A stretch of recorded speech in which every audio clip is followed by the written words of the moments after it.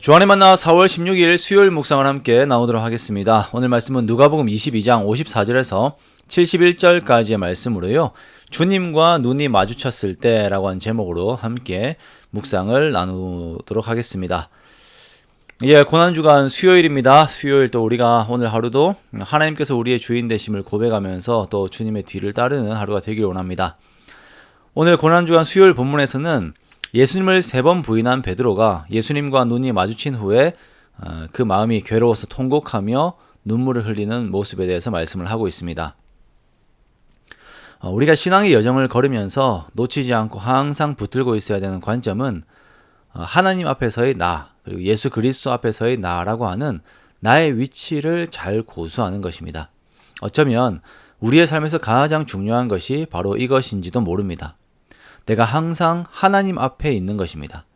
하나님 안에서의 나라고 하는 정체성을 잃어버리지 않고 붙들고 있는 것이죠. 그래서 우리는 늘 깨어서 기도하며 내 영혼이 하나님 앞에 서 있는 것을 귀하게 여기며 그 상태를 유지하려고 애를 써야 하는 것입니다. 우리가 이렇게 내 영혼이 항상 하나님 앞에 있으면 참 좋겠지만 우리의 연약함은 우리를 금세 세상 속에 있는 아주 작은 나라고 하는 그 세상이 말하는 정체성으로 우리를 끌고 가버리게 합니다. 그러면서 나 자신을 세상에 보잘것없는 존재로 전락시켜버리고 그 앞에서 절망하게 하는 것이 마귀의 공격이죠. 과거 베드로가 물 위를 걷는 예수님을 만났을 때에 이런 과정을 한번 겪었습니다. 그가 예수님을 바라보고 의지하면서 자신에게 명령하여 물 위를 걸으라고 말씀해 주시기를 요청하였을 때에 그는 예수님 안에서 물 위를 걸을 수가 있었습니다.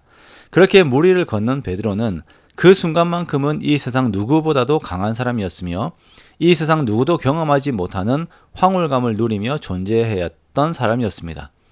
예수님 안에서 자기 자신을 바라보았을 때에 그는 그렇게 되었지요. 그러나 그가 바람과 파도를 보며 그 안에서 자기 자신을 보았을 때에는 너무나도 약해졌습니다. 그리고 금세 그 앞에서 무너졌습니다. 그렇게 물에 빠져드는 베드로가 그 순간 해야 하는 것은 다시 예수님을 바라보며 예수님을 의지하는 것이었습니다. 그렇게 예수님께서 내미신 손을 붙잡는 것이 그가 물에서 건져냄을 받을 수 있는 유일한 방법이었습니다. 오늘 예수님이 신문을 당하시고 그 앞에서 너무나도 비굴한 모습을 보이는 베드로의 모습은 갈릴리 위에서의 그 베드로의 모습과 비슷합니다.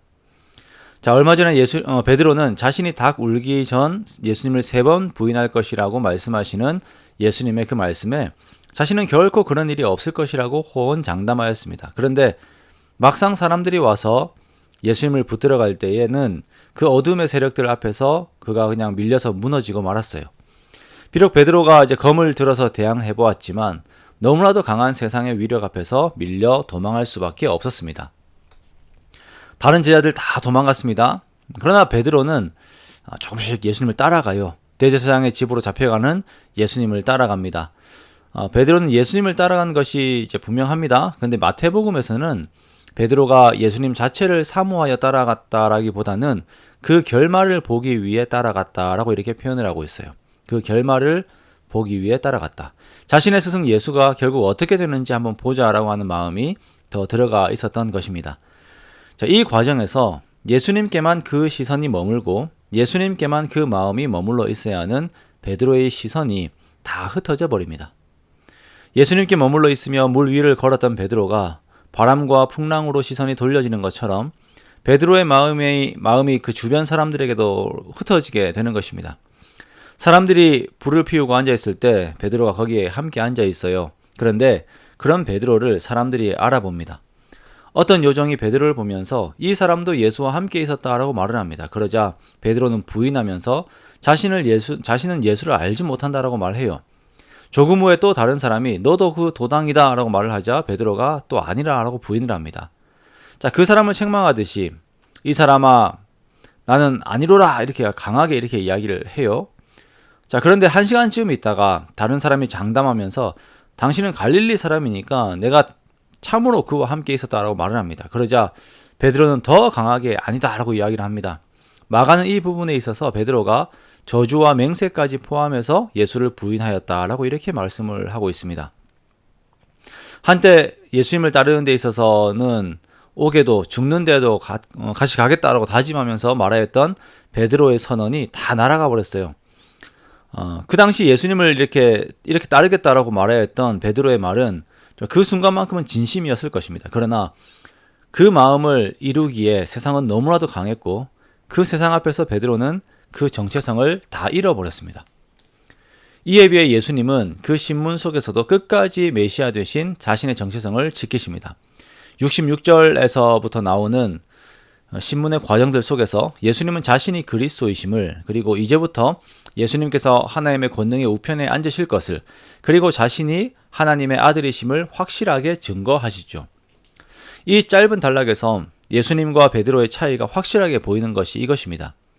베드로는 세상의 위협 앞에서 자신의 신분을 버렸습니다. 그러나 예수님은 끝까지 하나님의 아들이라고 하는 자신의 신분을 지키고 계십니다. 베드로가 예수님에게서 눈을 돌려 주변의 사람들에게 휩싸여 있을 때에 그는 이미 예수님의 제자가 아닌 모습이었습니다. 그냥 너무나도 비굴한 한 남자였습니다. 그러나 예수님께서는 그의 마음이 다시 예수님께 가 있기를 원하셨고 고개를 돌려 그를 바라보셨습니다. 그렇게 예수님과 눈이 마주친 베드로는 그때 자신의 모든 것들이 다 되살아나며 회복이 됩니다. 그 눈이 마주침과 함께 예수님이 하신 말씀, 닭 울기 전에 3번 부인하리라 라고 하는 말씀이 생각이 났습니다. 자신이 예수님의 사랑과 은혜를 받은 사람이라는 것이 생각이 났습니다. 자신이 예수님 안에 있는 사람이라고 하는 것이 생각이 났습니다. 그렇게 자신을 예수님 안에서 비로소 보았을 때에 그의 마음은 이제 큰 통곡 안에서 괴로워하게 되지요. 예수님께서는 그 신문의 과정 속에서도 끝까지 베드로를 포기하지 않으시고 그를 돌아보신 것입니다. 우리는 오늘 본문을 통하여서 내가 예수님을 잘 믿는 사람인 것처럼 호언장담을 하지만 큰 세상 앞에서 너무나도 쉽게 무너지는 베드로와 같은 나를 봅니다. 그리고 그러한 나를 여전히 사랑하시는 예수님을 바라봅니다. 여러분, 우리가 멋진 신앙적인 선언들을 하곤 하지만 상대적으로 너무나도 쉽게 세상의 마음을 빼앗겨 예수님을 부인하는 우리들의 모습을 봅니다. 직접적인 부인은 아니라고 할지라도 예수님께서 그냥 이 세상에서 별 힘이 없고 가치가 없으신 분인 것처럼, 내 삶에 별로 영향을 끼칠 수 없는 분이신 것처럼 생각하면서 세상을 크게 보고 그 세상 앞에서 두려워하고 있는 우리들의 모습들을 볼 때들이 많이 있죠. 우리는 우리의 이러한 연약함을 인정해야 합니다. 우리는 주님께서 다시 나를 돌아보아 주시는 은혜가 필요한 자들입니다. 그 은혜 속에서 우리가 다시 주님을 바라볼 수가 있습니다. 그러면서 내 영혼이 주님 앞에서 반응을 할 수가 있는 것이에요. 그러므로 우리가 항상 우리 속에 계신 성령 하나님을 의식하며 의지하고 성령님께서 나의 모든 전인격을 다스려달라고 겸손하게 나아가야 할 것입니다. 이렇게 겸손히 주를 바랄 때 우리는 주님께 내 영혼이 고정되어 있을 수가 있고, 그때 참으로 그리스도인다운 삶의 태도와 자세를 가질 수가 있게 됩니다. 베드로의 연약함 속에서 나의 연약함을 함께 보며 더 겸손하게 주님 앞으로 나아가는 우리가 되기를 원합니다. 참으로 부족하지만 이러한 나를 위하여 고난받으신 예수님을 더욱 사랑함으로 주님만 바라보는 저와 여러분이 되시기를 주님의 이름으로 축원합니다.